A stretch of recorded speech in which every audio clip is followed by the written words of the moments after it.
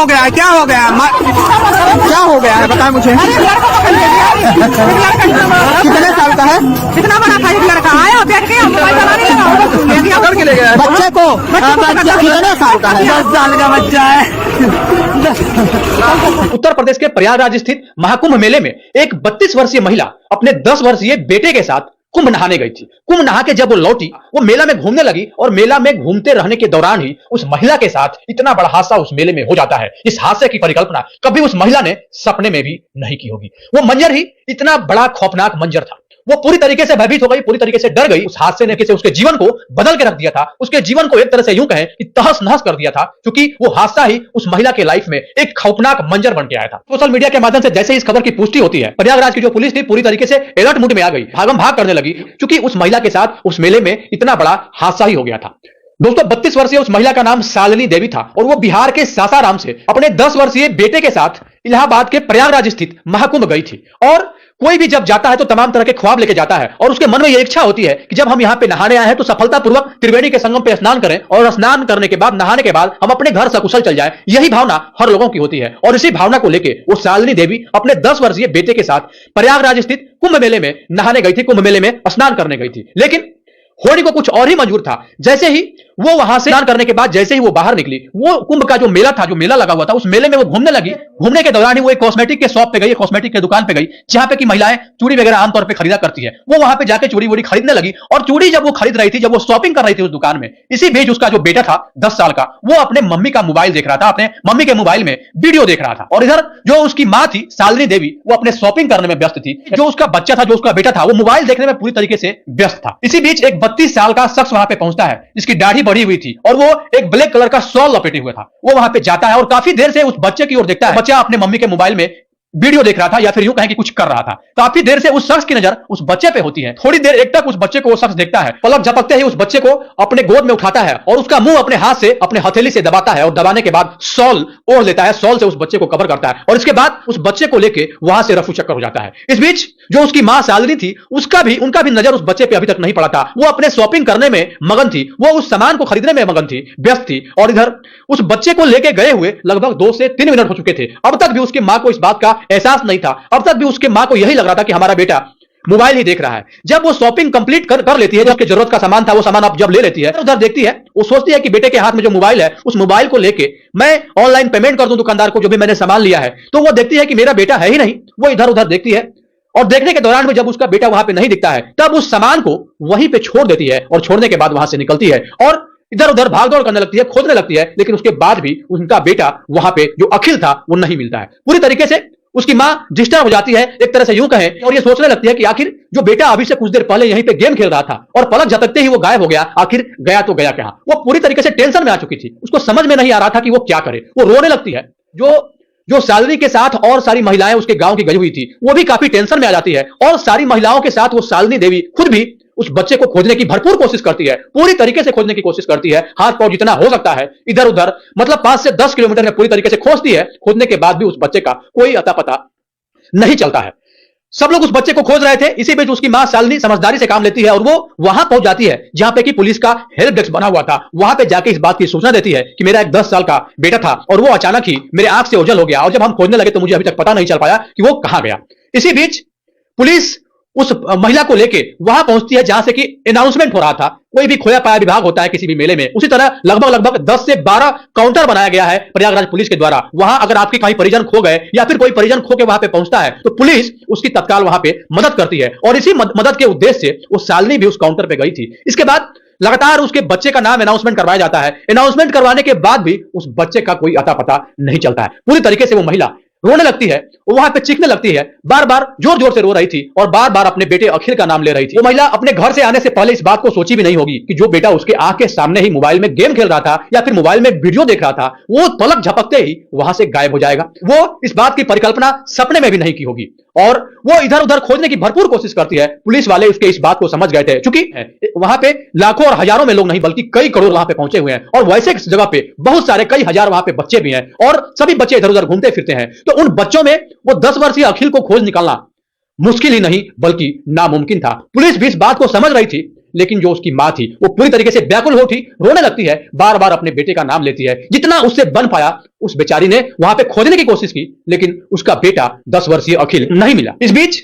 जो भी उसके गांव की महिलाएं वहां पे आई हुई थी वो भी उसका वहां पे हेल्प की खुजवाने में, लेकिन अंततः वो महिलाओं ने भी उस शालिनी का साथ छोड़ दिया। अब लगभग खोजते हुए 2 दिन बीत चुके थे। पुलिस वाले के पास ये फिर जाती है और कहती है कि अभी तक मेरा बेटा नहीं मिला, प्लीज खोज दीजिए, जो भी करना है करिए, लेकिन मेरे बेटे को किसी तरह खोज के निकालिए। लेकिन पुलिस वाले बार बार इस बात को कह रहे थे, आश्वासन दे रहे थे कि हम अपनी तरफ से पूरी तरीके से कोशिश कर रहे हैं और हम लोग प्रयास कर रहे हैं कि जल्द से जल्द आपका बेटा मिल जाए, आप संयम रखिए, संयम से काम लीजिए। बेटे का फोटो भी पुलिस वाले लेते हैं, एड्रेस भी लेते हैं और इसके बाद हेल्प डेस्क में सारा कुछ नोट करने के बाद उसकी मां को वहां से भेजने की कोशिश करते हैं और कहते हैं कि इस अवस्था में अगर आप रहेंगी तो आपकी तबियत बिगड़ जाएगी, क्योंकि काफी ज्यादा ठंड है, ठंड में हम लोग नहीं चाहते हैं कि आपको भी परेशानी हो। मैं आपकी परेशानी को समझ सकता हूं कि आपका बेटा गुम हो गया है, लेकिन कहीं ना कहीं आपको भी संयम से काम लेना पड़ेगा। पुलिस समझाने की कोशिश करती और वो कह रही थी कि प्लीज आप अपने घर बिहार के सासाराम लौट जाइए और जैसे ही आपके बेटे के बारे में कोई भी सूचना मिलती है हम लोग आपके बेटे को रिकवर करेंगे और आपको हैंड ओवर कर देंगे, पूरी तरीके से सुरक्षित तरीके से आपके बेटे को हम लोग रिकवर करके आप तक सौंपेंगे। लेकिन मां तो मां होती है ना, मां पूरी तरीके से डिस्टर्ब हो चुकी थी और वो बार बार रो रही थी, चीख रही थी और बार बार अपने बेटे अखिल का नाम ले रही थी कि काश मेरा बेटा आ जाए और मैं अपने बेटे को गोद में उठा के मैं वहां से लेके चली जाऊं। वो बार बार इस बात को सोच रही थी, क्योंकि जो बेटा वो था वो काफी ज्यादा मेहनत और परिश्रम से आया था।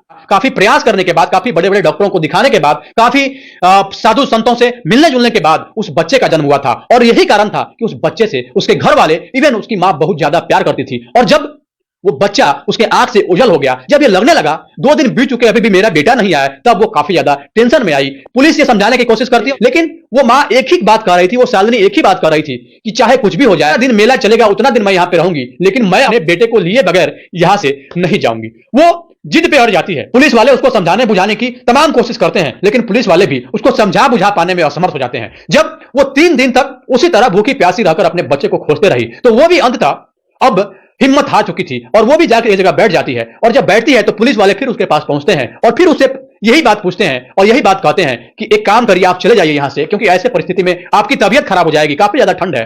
तब थक हार के वो महिला वहां से अपने घर चली जाती है। तत्काल वहां से उसका कॉन्टैक्ट नंबर पुलिस वाले लेते हैं और पुलिस वाले नंबर लेने के बाद उस महिला को वहां से भेज देते हैं और वो महिला बिहार के सासाराम आ जाती है।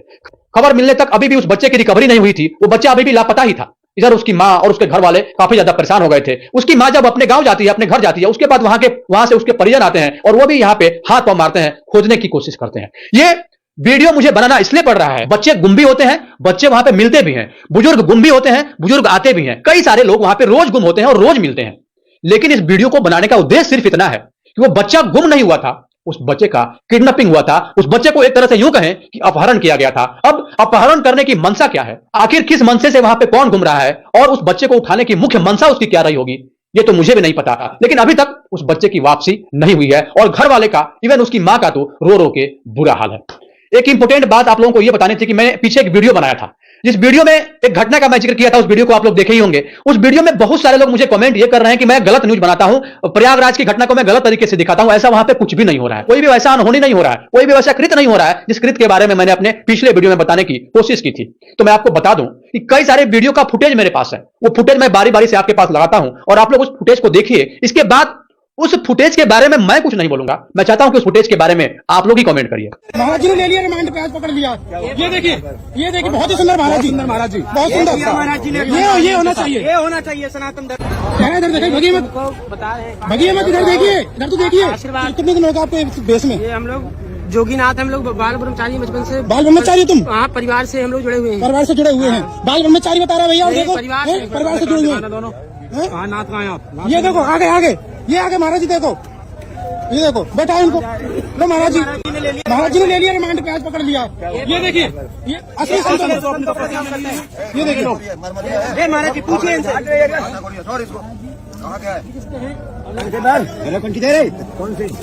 हाँ, कुछ मत दो उनको। बताओ महाराज जी, आप जैसे लोगों को बदनाम करते हैं।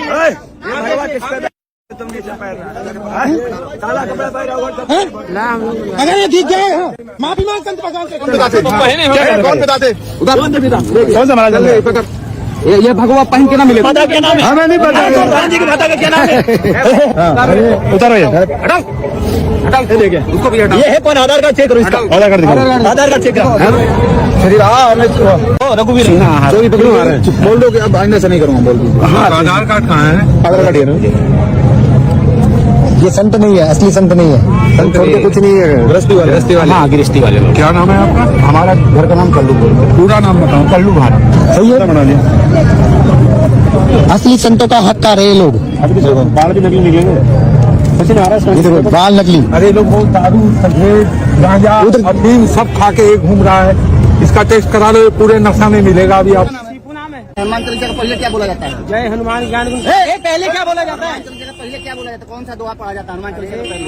इसे कुछ नहीं पता। महाराज जी ने देख लिया इसका खोल के मारिया। एक पढ़ा जाता है श्री गुरु चरण सरोज बाबू। यहाँ इतना पब्लिक है एक एक हाथ महाराज जी देखो अभी ये नाच बता रहा था। नाच की देखो पहचान क्या होती है हम सब दारू पिया हुआ है। दारू पिया है।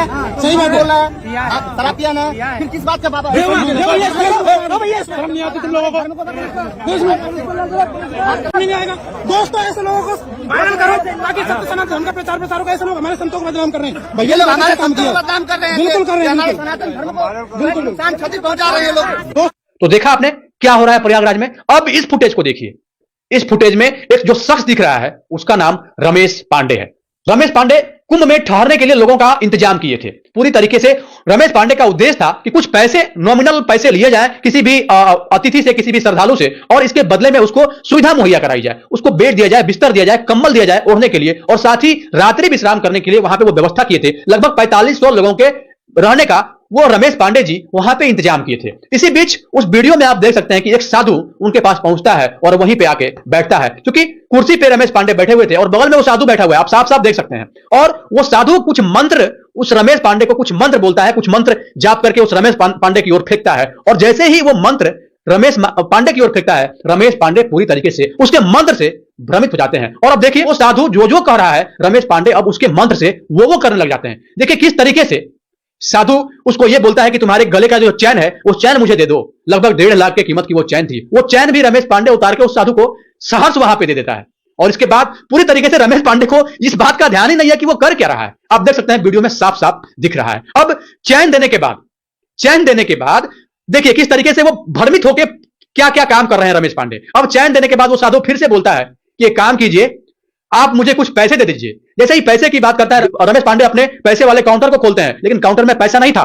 तब वो वहां से एक बैग खोलते हैं। उस बैग में 500 के कई सारे गड्ढे रखे हुए थे। लगभग 3-4 लाख रुपए की बात कही जा रही है। वो सारा कैश रमेश पांडे उस साधु को दे रहे हैं। देखिए किस तरीके से। और वो जो साधु था वो अपने मंत्र के द्वारा एक तरह से यूं कहें कि उनका मन मोह लिया। और मन मोहने के बाद रमेश पांडे वो सब करने लगते हैं जो साधु कह रहा है। साधु जैसे जैसे जो भी बोल रहा था रमेश पांडे वो सब किए जा रहे हैं। तो आप देखिए साफ साफ वहां पे दिख रहा है। अब इसके बाद साधु देखिए कैसे वहां से पैसे लेता है और पैसे लेके गहने लेके निकल जाता है। अब रमेश पांडे जैसे ही थोड़ी देर के बाद उनका भ्रम टूटता है, थोड़ी देर के बाद उनका नशा टूटता है। जब वो इस बात को समझते हैं